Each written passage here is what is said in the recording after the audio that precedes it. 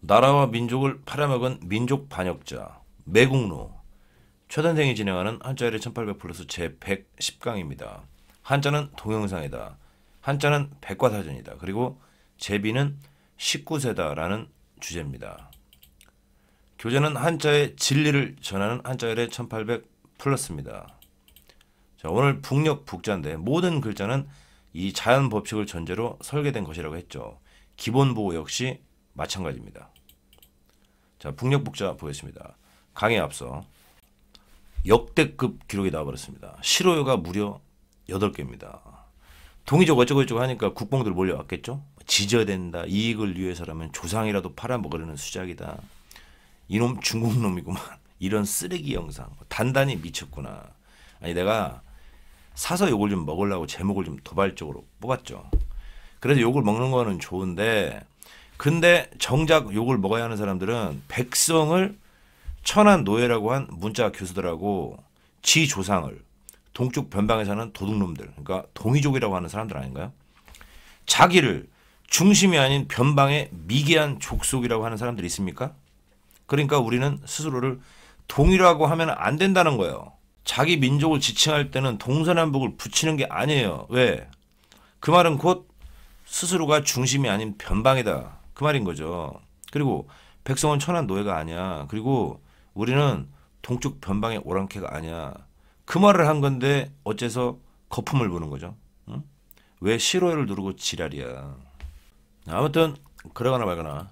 자, 북역북이라는 글자는 두 사람이 이렇게 등을 지고 있는 모습이죠. 그러니까 둘이 갈라져 갖고 너는 이리 가고 나는 이리 가고 이렇게 멀어졌다는 거죠. 그러니까 이혼해서 원수가 됐다 그 말인 거죠. 등지다 도망치다. 그럼 어쩌다 이 글자가 북쪽이 되는 거냐? 자, 모든 생명체는 이 해의 움직임을 따라서 나서 자라고 그다음에 있고 시들고 죽습니다. 자, 북쪽은 겨울입니다. 어둡고 춥죠. 근데 어둡거나 추운 날씨를 표현하는 글자는 많다는 거죠. 근데 어째서 하필 이 글자를 북쪽을 표현했느냐 이거죠. 자, 우선요. 모든 생명체의 시선은 해를 향한다고 했죠. 해를 따라서 몸을 돌리는 해바라기를 생각하면 되죠. 그래서 내 시선은 남쪽이기 때문에 왼쪽이 동쪽이 되는 거고 서쪽이 오른쪽이라고 했습니다. 그러니까 당연히 등을 지는 쪽은 북쪽이 되는 거죠. 자, 그리고 이 사람인이라는 글자는 태어나는 거죠. 살아나는 겁니다. 그래서 왼쪽을 보고 있다는 거고 이 비수비라는 글자는 죽다 또는 죽어가다니까 그래서 해가 지는 오른쪽을 보고 있다는 거죠. 그래서 이 글자는 관념적으로 세상과 등을 지고 떠나다 죽다 그런 의미가 된다는 거예요. 그리고 생명체가 죽으면은 거름이 되기 때문에 그거를 양분 삼아서 다른 생명이 시작이 되죠. 그래서 이 지점은 생과 사가 함께하는 지점이라는 거예요. 그래서 산자와 죽은 자가 동시에 들어간 이 글자를 북쪽을 뜻하는 것으로 선택했을 것이라는 겁니다. 자, 교차 검정을 위해서 글자 하나를 소개를 하자면은 이 선은 이승과 저승의 경계로 볼 수 있겠죠. 자, 근데 이 산자와 죽은 자가 만나는 경우도 있다는 겁니다. 예를 들면 꿈을 꿨다든지 또는요 제사를 지내는 경우죠. 제사라는 거는 죽은 자의 영혼을 이승으로 부르는 의식이죠. 그래서 산자는 저승을 보고 있고 죽은 자는 이승을 보게 하려고 몸을 돌려놨다는 거예요. 근데 갈라져 있기 때문에 못 넘어오겠죠. 그래서 여기에다가 건너다는 뜻인 장인공자를 씁니다. 그게 바로 무당부라는 글자죠. 무당은 죽은 자를 현세로 불러들이려고 굿을 하는 자죠. 그러니까 이 글자도 마찬가지로 모든 글자들이 이 자연 법칙의 원리가 적용이 돼서 그게 전제로 이 문자가 만들어졌다 그 말인 거죠. 자, 상금한자 등배자입니다. 고기육이라는 글자는 신체 부위죠. 그러니까 북쪽을 향하는 신체 부위다 그 말인 거죠. 그러니까 등을 돌렸으니까 배신자, 배반하다가 되는 거죠. 배반, 배임, 뭐 배영, 위배할 때 쓰는 글자입니다. 자, 다음 이제 제비 연자 보겠습니다. 자, 이게 사람 관련 글자들인데 여기 보면 제비 글자가 있죠. 자, 이거는 몸기자 변형인데 몸기는 몸을 숙인 거고 제비 글자는 상체를 이렇게 쭉 펴고 일어서는 모습이라는 거죠. 그러니까 사람의 자로 보면은 제비 글자가 들어 있습니다. 예를 들면 가슴억이라는 글자는 가슴을 쭉 펴는 모습이겠죠. 삐걱거릴 알자는 수레 같잖아요. 차를 타 가고 있는데 요철을 지날 때 덜컹하면서 상체가 쭉 펴지죠. 그래서 삐걱거리다, 뭐 비포장기를 달리다 그런 말인 거고. 그리고 이게 엄밀히 제비가 되려면은 세조자가 있어야 되겠죠. 이게 제비 을자죠. 자, 그러면 제비라는 특징이 뭐냐? 저는 어려서 제비가 그 나는 모습을 신기하게 봤던 기억이 나는데 제비는 이렇게 바닥에 바짝 붙어서 날기도 하고 갑자기 방향을 바꿔갖고 이렇게 수직으로 날아오릅니다. 또는 기류를 타면서 이렇게 빙빙 돌기도 한다는 거죠. 어떤 때는요, 땅으로 이렇게 곤두박질 치듯이 내리 꽂으면서 날아다니는, 그러니까 화려한 그런 비행 기술을 가진 새라는 거죠. 그래서 이 글자를 썼다는 겁니다. 일어서듯 이렇게 상체를 쭉 펴고 날아가는 새. 그러한 제비의 특징을 이 글자에 담았다는 거죠. 자, 이 글자는 단순히 제비를 그린 걸까요? 아니겠죠. 왜? 한자는 백과사전이니까. 자, 우선 글자를 보니까 새처럼 생겼죠. 대가리와 몸통, 양 날개, 그리고 꼬리. 자, 보겠습니다. 제비입니다.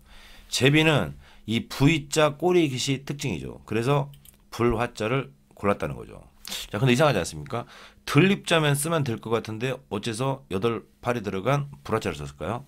그거는 바로 제비가 여름새라서 그런 거겠죠. 그러니까 불처럼 뜨거운 여름에 살다 떠나는 철새다 그 말이겠죠. 그리고 이 깃털은 까치처럼 금속성 광택이 특징이라는 거예요. 그러니까 불처럼 번쩍번쩍한다 그 말이겠죠. 자, 다음 날개 부분은 이 북녘북자를 썼네요. 자, 우선 겨울에 떠난다 그 말이겠죠. 그리고 비수비라는 글자는 죽은 거죠. 그러니까 화살이나 총알을 맞고 떨어지는 새처럼 수직 하강을 한다는 거고, 사람 인자는 그 반대니까 수직 상승을 한다 그 말이겠죠. 그러니까 제비의 뛰어난 비행 실력을 말하는 거겠죠. 자, 그리고요, 이 수물 입자는 대가리고, 자, 입구는 몸통인 건데, 우선요, 제비 이렇게 주둥이를 보면은 입꼬리에 가로선 띠가 있는 게 특징이죠. 이 글자처럼. 자, 그리고 위는 어미새고 아래는 새끼 주둥이로 볼 수가 있다는 거죠. 자, 글자를 보면요, 꼭 어미새가 먹이를 물고 온 것처럼 보이지 않습니까? 또는요, 집을 지으려고 이렇게 나뭇가지를 물고 온 모양이죠. 왜? 둥지를 져갖고 새끼에게 먹이를 먹이고 있다. 그걸 말하고 싶었다는 거죠. 자, 근데요, 글자를 보면은 둥지처럼 보이기도 하고 또는 새끼의 주둥이처럼도 보이는 이 입구자가 어디에 있느냐면은 사람 인자가 들어간 북녘북 사이에 있다는 거예요. 그 말이 뭐냐면 이렇게 해도 자란 새끼가 사람과 헤어졌다는 거죠. 북녘북자니까. 그 말을 하고 있는 거예요. 이게 뭔 소리냐면은 제비라는 건 참으로 특이하게도 사람들하고 친화력이 좋아가지고 이렇게 처마 밑에 둥지를 짓고 새끼를 길렀다는 거예요. 심지어 귀소성이 매우 강한 동물이라 갖고 작년에 떠났던 그 둥지로 다시 되돌아온다는 겁니다. 사람들은 그러면 이런 제비의 특이한 행동을 보고 어떻게 했을까요? 막 똥 싸고 막 시끄럽게 하니까 쫓아냈을까요? 아니죠. 사람들은 제비가 돌아오면은 반겨줬고 또 집을 고쳐주기도 했다는 거예요. 저도 어려서 처마 밑에 제비가 이렇게 집을 진 거야. 그러면 그 아래에 이렇게 합판도 대주고 그랬던 기억이 나거든요. 그러니까 제비를 길조로 여겨갖고 우리 집에서 함께 사는 가족으로 되어 있다는 겁니다. 식구새라는 거예요. 자, 우선 어째서 이 제비를 길조로 여긴 것이냐, 여기에 대해서는 여러 가지 설이 있는데 뭐 제 생각이 이렇습니다. 제비는 날이 추워지는 가을에 떠나갖고 따뜻해지는 봄에 돌아오죠. 그러니까 추운 겨울에는 생명체가 살기 힘들잖아요. 그래서 봄을 알리는 새라는 건데, 그래서 다시 집으로 그 새가 돌아왔기 때문에 행운을 가져다 준다고 믿은 게 아니냐 하는 겁니다. 자, 문제는 이 글자가 어째서 잔치라든지 연회 그런 뜻이 되느냐 하는 건데, 우선 서양에서는 파티 때 이 제비꼬리 모양의 연미복이라는 걸 입는데, 자, 이거는 결과론적인 연결인 것 같고, 자, 이거는요, 제가 책에다가 가을에 물건을 팔러 떠난 가족이 이렇게 봄에 돌아와가지고 잔치를 벌이는 것 같다 그렇게 써놨는데 잘못된 것 같습니다. 자, 이거는 북녘북자 때문인 것 같다는 거죠. 우선 이 북녘북자는 사이가 멀어지는 거죠. 그리고 이 글자는 어미가 나가고 먹이를 물어다가 이렇게 새끼에게 먹이는 모양이죠. 그러한 것처럼 예를 들면은 사이가 멀어진 이렇게 친구가 있었던 거야. 북녘북자죠. 멀리 떠났다는 거죠. 그가 제비처럼 이렇게 다시 돌아왔다는 거죠. 그래서 잔치를 벌여갖고 이렇게 함께 맛있는 음식을 나눠 먹는 모습을 말하는 것 같다. 그게 정답인 것 같습니다. 잔치연이라는 글자는 다규자죠. 술을 마시면서 잔치를 뭐 벌인다 그런 거고, 삼킬연이라는 글자는 입구자죠. 그러니까 맛있는 음식을 차려놓고 씹지도 않고 새처럼 뭐 꿀꺽꿀꺽 삼키고 있다 그 말인 거죠. 자, 다음에 언덕구자 보겠습니다. 언덕굴은 크다, 매 무덤, 폐허 비다, 공허하다. 자, 가로선 한일자입니다. 자, 이거는 평평한 땅인데 여기는 땅 속이고 여기는 땅 밖이니까 안팎의 경계가 되는 거죠. 이게 나라라면은 나라 안과 나라 밖이니까 국경이죠. 국경에는 담을 놓아갖고 적을 막죠. 자, 첫 번째, 가로선 하늘은 땅입니다. 여기를 북녘북자 사람들이 모두 다 떠났다는 거예요. 그래서 폐허로 변한 곳을 뜻하게 된다는 거죠. 자, 느낌 어떻습니까? 사람들이 모여갖고 막 시끌벅적하게 산 거야. 그러다가 모두 다 떠났기 때문에 조용하고 쓸쓸하고 허전하죠. 텅 비다, 공허하다, 그런 느낌이죠. 자, 그리고 앞에서 이 북녘북이라는 글자는 세상을 등지고 떠난 거라고 했습니다. 그러면 그 죽은 사람이 있는 땅은 어디죠? 바로 무덤터죠. 매 무덤, 구묘라는 말은 무덤이라는 말이죠. 그리고 북녘북이라는 글자는 등을 지고 있으니까 적과 우리 편이 되겠죠. 그리고 가로선 하늘은 담입니다. 그러면 적과 우리 편 사이에 담이 있는 곳, 거기를 뭐라고 하죠? 국경이라고 하죠. 자, 그러면 여기는요, 쉽게 넘을 수 없는 이렇게 뾰족한 산이 놓여 있겠네요. 근데 아니라는 겁니다. 왜? 가로선 하늘은 평평한 땅이란 말이에요. 무슨 말이냐면은 이렇게 높아가지고 국경이 된 곳인데 위가 평평한 곳이다 이거죠. 자, 이렇게 생긴 곳을 언덕이라고 한다는 거죠. 자, 다른 예로 언덕한이라는 글자가 있죠. 자, 사선입니다. 사선은 비탈이죠. 그러니까 높이 솟은 곳이죠. 근데 위가 평평한 곳, 거기를 언덕이라고 하죠. 언덕한이라는 글자입니다. 자, 그러면 해서는 어쩌다 이 글자를 도끼 글자로 바꿔놨을까요? 도끼는 나무를 베죠. 나무를 베면은 이런 언덕 모양의 구루터기가 남죠. 그렇게 생긴 땅이다 그 말이겠죠. 자, 큰 산 악자입니다. 소전체가 없죠. 그러면 해석이 이상하다는 겁니다. 자, 매산자는 뭐죠? 국경이 되는 높고 뾰족한 산이다 그 말이겠죠. 자, 근데 모순이죠. 언덕구라는 거는 높은데 위가 평평한 곳이죠. 근데 매산은 그냥 뾰족한 곳이라는 거예요. 그러니까 이 글자는 모순이라는 겁니다. 아무튼 높은 산, 우뚝 솟다 그런 뜻이고 산악, 뭐 북악산 할 때 쓰는 글자입니다. 자, 다음 이제 비려자입니다. 비다 없다 공허하다 헛되다 틈 폐허 허공 공허 허무 허탈 허망 허위 허구할 때 쓰네요. 자, 이 글자는 호피무늬 호라는 글자입니다. 자, 이 글자는 언덕한도 보이고 수물은도 보이고 그 다음에 상대방도 보이죠. 그러니까 단순히 그림을 그린 게 아니란 말이에요. 글자들의 조합이야. 자, 아무튼 이게 뭐냐면은 글자를 돌려보면 좀 이것이 쉬운데 이 부분이 대가리고 꼬리고 그 다음에 앞발 뒷발이죠. 그리고 이 부분이 몸통이죠. 자, 결론만 말하면 뭐냐면 몸통에 보니까 이게 줄무늬가 보이죠. 그리고 앞발 뒷발을 세우질 않았다는 거예요. 바로 이 줄무늬가 특징인 호랑이가 몸을 낮추고 먹잇감을 향해서 슬금슬금 기어가고 있는 모습을 표현했다는 거죠. 자, 호랑이는 야행성이고요. 그리고 발톱집에 이렇게 숨길 수가 있기 때문에 소리나지 않게 슬금슬금 접근해가지고 먹잇감을 순간 덮친 다음에 날카로운 발톱을 꺼내갖고 먹잇감을 막 찢는다는 거죠. 그리고 먹잇감을 죽이지 않고 가지고 노는 습성이 있어가지고 잔악함을 상징한다는 겁니다. 저도 이제 고양이가 새끼쥐를 잡고는 죽이질 않아. 막 입에 물고 막 놀고 그런 걸 제가 봤거든요. 그게 고양이과 동물의 특징이라는 거죠. 자, 그러면 이 호랑이하고 여기 있는 의미 중에서 관련이 되는 게 뭐냐? 바로 이렇게 해가지고 사람들이 땅을 버리고 떠났다는 거예요. 자, 한자 해석하면서 호랑이가 나왔다. 그러면 무조건 할퀴다. 그렇게 해석을 하면 거의 다 될 겁니다. 자, 별표 하시고. 자, 무슨 얘기냐면은 가로선 하늘은 땅입니다. 땅이 이 호랑이가 할퀴인 듯 이렇게 됐다는 거예요. 그러니까 산사태가 나고 마을을 덮쳤거나 지진이 나고 이렇게 쑥대밭이 됐다는 겁니다. 그래서 사람들이 북녘북자 떠났다고. 자, 또는요. 전쟁이 나면은 도심 전체가 이렇게 호랑이가 핥히고 간 것처럼 온통 피바다고 그리고 너덜너덜 하셨다는 거죠. 자, 특히 호랑이는 야행성입니다. 그리고 도둑놈처럼 이렇게 슬금슬금 기어다닌다는 거예요. 그래서 밤에 몰래 들어와가지고 백성을 괴롭히는 도둑놈, 그러니까 오랑캐가 자꾸 쳐들어와갖고 도시를 이렇게 만든다는 거예요. 그러니까 허구한 날 도적대가 들어와갖고 백성들을 괴롭히니까 그러면 살 수 있습니까? 없습니까?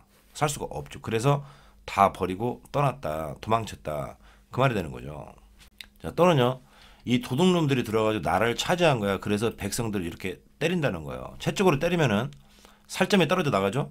그 너덜너덜 피투성이가 되죠. 마치 호랑이가 핥힌 것처럼. 그래서 이 터전을 버리고 모두 다 떠나버렸다는 거예요. 자, 제가 단군신화하면서 이롱이로, 그러니까 곰과 호랑이는 상징물이라고 했죠.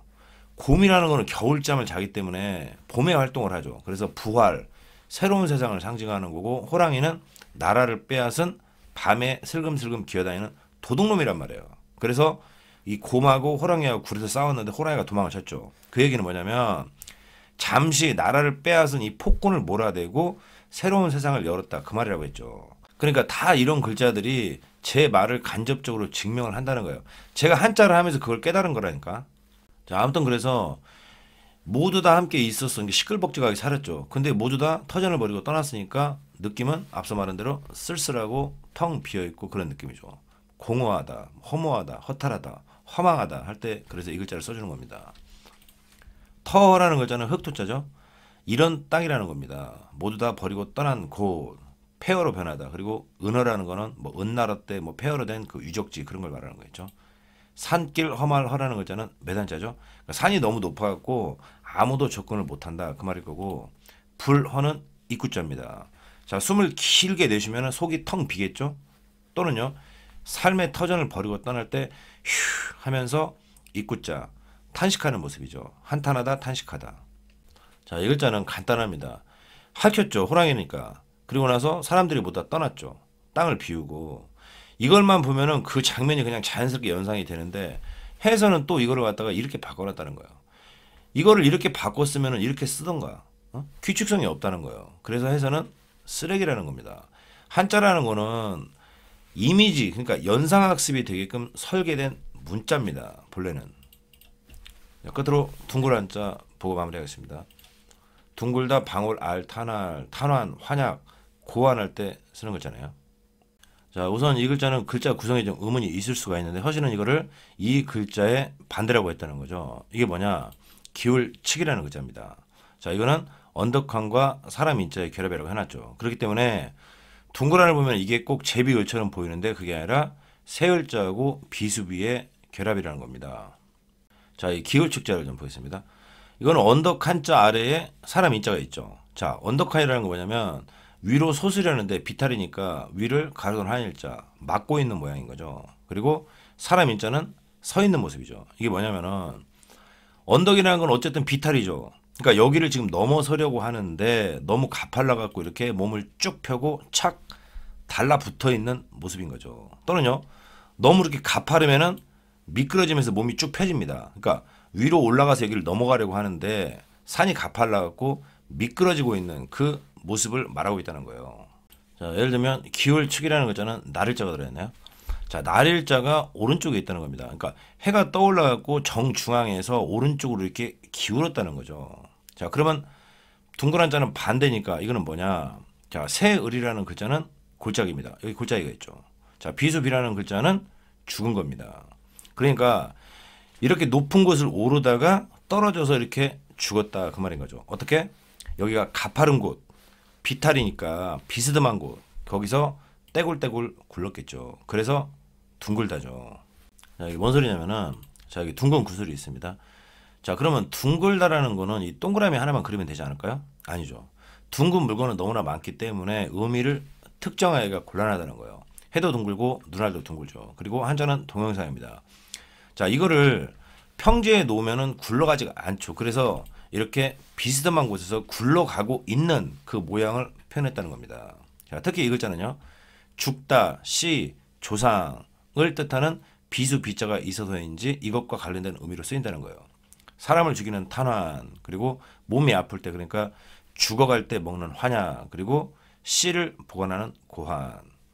자, 아무튼 이 글자는 뭐 굴러 떨어져 죽는 건데, 뭐 그래서 굴러가다, 뭐 둥근 물건 그런 뜻이 됐다는 거겠죠.